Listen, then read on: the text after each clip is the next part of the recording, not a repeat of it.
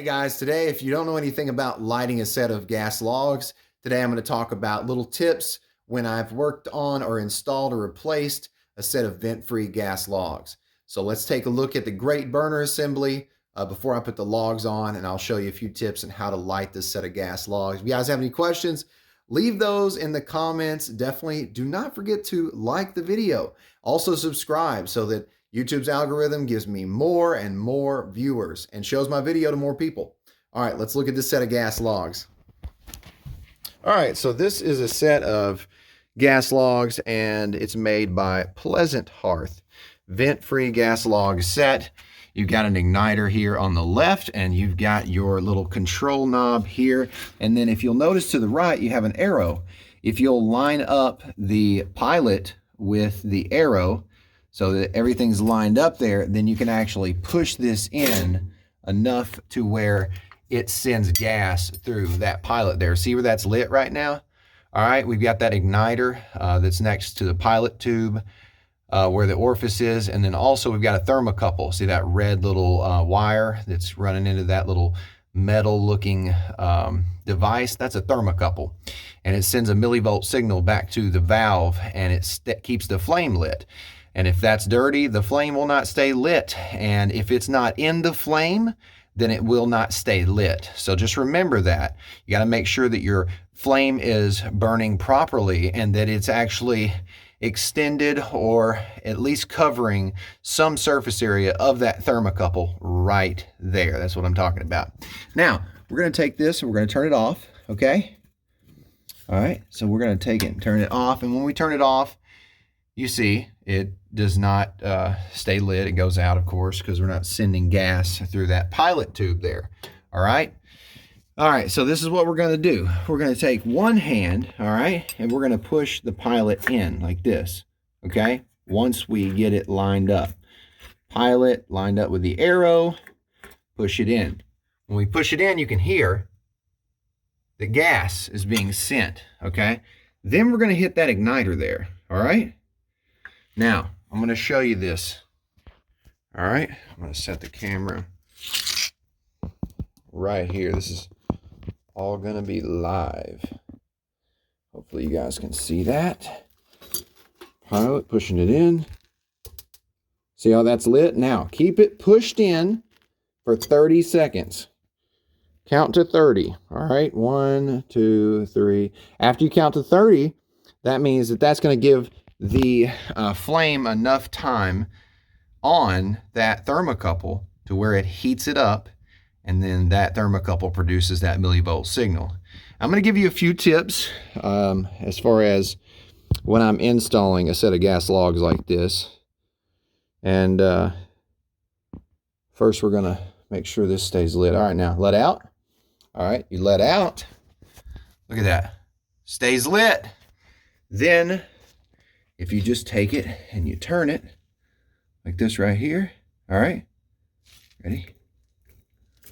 You have 1 through 5. Oh yeah, looking good. Now, for this install, there's a few things you need. You need a tape measure. You need to measure the inside of the firebox and see what size insert you need, whether an 18, 24-inch insert. I think this right here is a 24-inch insert. You definitely need something to leak check with. This right here is what I use. This is my leak detecting fluid. I make sure that after I tighten my flex line onto the appliance, I check all the connections and I spray with this, okay? So definitely make sure that you leak check. Make sure that you use some type of pipe thread sealant when you're installing. This one's actually got a natural gas and propane valve, and you can see if you read your installation manual right here, it shows you that, let's see, this valve right here, selector valve, gas selector valve, propane position and natural gas position. So I had to make sure that it was on the propane position. That way it's set up to burn propane. If you don't adjust this selector valve for natural gas, whatever gas you're using, it's not going to work properly. So you need to make sure you do that. Then you've got to put the AAA battery in the igniter base right here. So I had to unscrew this right here, And then I had to pull it out and put a AAA battery in there. I had to have an Allen wrench, had to take this out of the appliance to hook up the gas line. You've got two different connections, one for natural gas, one for propane. I hooked it up for propane because that's what we're using. Make sure you have the right tools. Make sure you have pipe thread sealant. Make sure that you have something to leak check with. And now I'm going to set the logs on here and it's going to look beautiful. All right. Looks good. Looks good. I like it. The sensor for this is right there. There's a little bulb.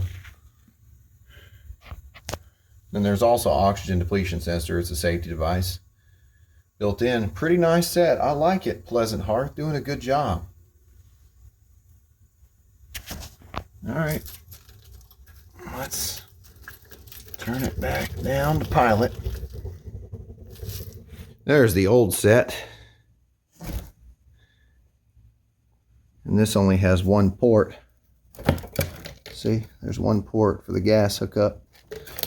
And behind this set, you actually had two ports. One for propane gas, one from natural gas. So this can be either or.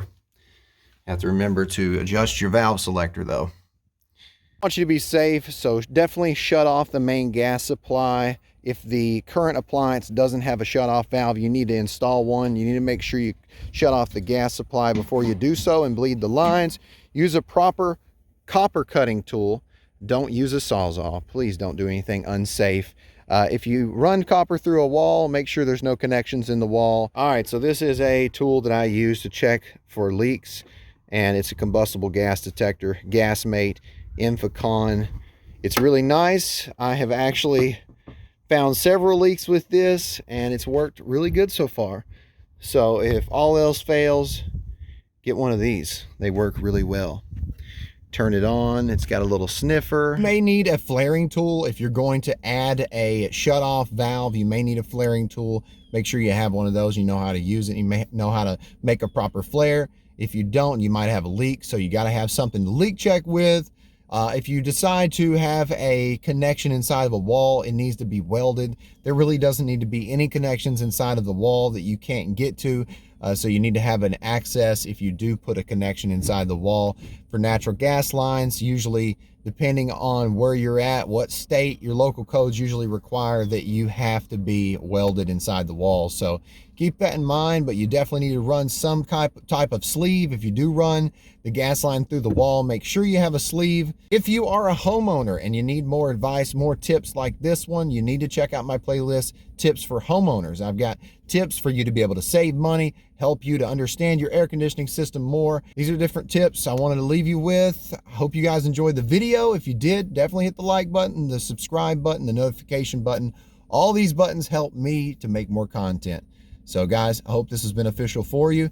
Remember, this is Tad, and I'll keep you cool if you let me. You cool if you let me, yeah.